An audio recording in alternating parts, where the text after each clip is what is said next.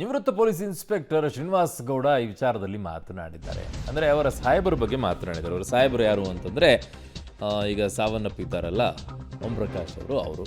So ಸಾಹೇಬರು ಹೆಚ್ಚಾಗಿ ಏಕಾಂಗಿಯಾಗಿ ಇರ್ತಾ ಇದ್ರು. ಕುತ್ತಿಗೆ ಭಾಗಕ್ಕೆ ಚುಚ್ಚಿ ಭೀಕರವಾಗಿ ಹತ್ಯೆ ಮಾಡಿಬಿಟ್ಟಿದ್ದಾರೆ. ನನಗೆ ಕರೆ ಮಾಡಿದಾಗ ಮನೆ ಬಳಿ ಬರಬೇಡ ಅಂತ ಹೇಳ್ತಾ ಇದ್ರು.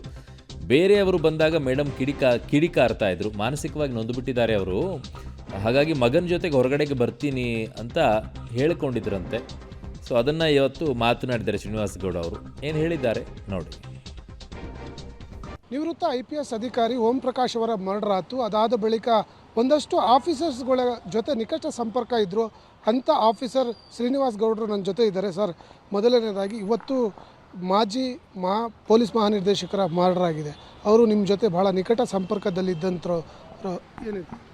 2015 ಮತ್ತು ಅದರ 16ರಿಂದ ನಾನು ಭಾಳ ಹತ್ತಿರದಿಂದ ನೋಡ್ತಾ ಇದ್ದೆ ಸಾಹೇಬ್ರನ್ನ.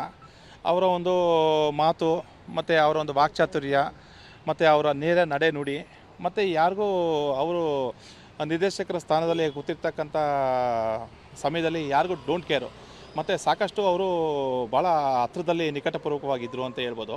ಸರ್, ಭಾಳ ಇಂಪಾರ್ಟೆಂಟಾಗಿ ನೀವು ಹೇಳ್ಕೊಳ್ತಾ ಇದ್ರಿ, ಈ ಇನ್ಸಿಡೆಂಟ್ ಆಗೋದಕ್ಕಿಂತ ಮುಂಚೆ ನನಗೆ ಕಾಲ್ ಮಾಡಿ ಮಾತಾಡಿದರು ಅನ್ನುವಂಥದ್ದು. ಏನು ಮಾತಾಡಿದ್ರು ಸರ್?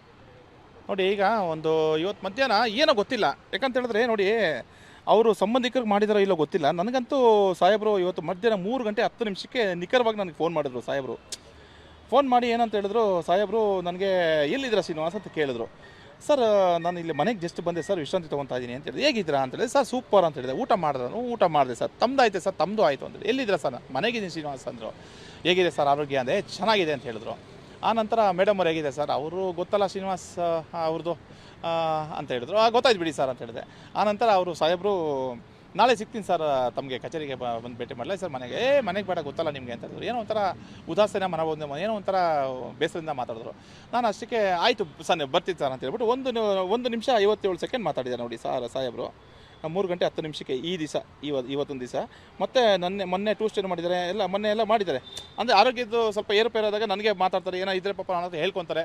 ಆಮೇಲೆ ಸಾಕಷ್ಟು ಲಾಸ್ಟು ಟೈಮ್ ಬಂದಾಗ ಇದು ಎಲ್ಲಿದ್ದೀರ ಅಂತ ಕೇಳಿದ್ರೆ ಜಿಗಣಿ ಹತ್ರ ಇದ್ದೀನಿ, ಮೇಡಮ್ ಅವ್ರಿಗೆ ಸ್ವಲ್ಪ ಎಲ್ಲ ಆರೋಗ್ಯದಲ್ಲಿ ಸ್ವಲ್ಪ ಏರುಪೇರಾಗಿದೆ ಏನು ಸರ್ ಮೇಡಮ್ ಅವ್ರಿಗೆ ಯಾವಾಗೂ ಹಂಗೇನೆ ಸರ್ ಪಾಪ ಶ್ರೀನಿವಾಸ್ ಸ್ವಲ್ಪ ಏರುಪೇರು ಆಗ್ತಾ ಇರ್ತೈತೆ, ಅವ್ರಿಗೆ ಸ್ವಲ್ಪ ಮೆಂಟಲಿ ಸ್ವಲ್ಪ ಇದಾಗ್ತೈತೆ, ಸ್ವಲ್ಪ ಜೋರು ಮಾಡ್ತಾರೆ, ಕಿರಿಸ್ತಾರೆ, ಹಾಗೆ ಹೀಗೆ ಅಂತ ಇದ್ರು. ಆಯಿತು ಸರ್, ತಮ್ಮ ಧರ್ಮಪತಿಯವ್ರ ಬಗ್ಗೆ ನಾನೇನು ಕಾಮೆಂಟ್ ಮಾಡಲ್ಲ, ಆಯಿತು ಸರ್ ನೋಡ್ಕೊಳ್ಳಿ ಸರ್, ಏನಾದರೂ ನನ್ನ ಕಡೆಯಿಂದ ಸ್ವಲ್ಪ ಸಣ್ಣ ಪುಟ್ಟ ಸಹಾಯ ಇದೆ ದಯವಿಟ್ಟು ಕೇಳಿ ಸರ್ ಅಂತಂದರೆ ಆಯಿತು ಅಂದ್ಬಿಟ್ಟು ಮೊನ್ನೆ ಕಳೆದ 2 ತಿಂಗಳಿಂದ ನಾರಾಯಣ ಹೃದಯಕ್ಕೆ ಹೋಗಿದ್ರು.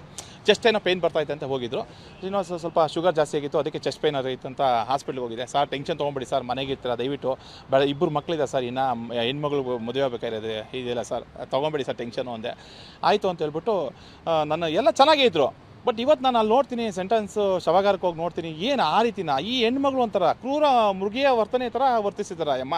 ಏನು ಆ ರೀತಿ ಒಬ್ಬರನ್ನ ಇಟ್ಕೊಂಡು 68 ವರ್ಷ ಪಾಪ ಆಸುಪಾಸು ಸ್ಟ್ರಾಂಗೆಸ್ಟ್ ಮೆನ್ನು ಅವರು, ಮಧುಮೇಹ ಇರ್ಬೋದು ಮತ್ತು ಓಪನ್ ಹಾರ್ಟ್ ಸರ್ಜರಿ ಆಗ್ಬೋದು, ಇಟ್ಸ್ ಓಕೆ.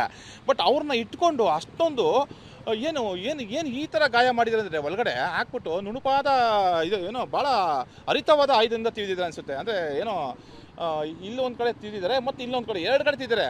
ಅದು ಪ್ರಾಣ ಹೋಗಿಲ್ವಲ್ಲ,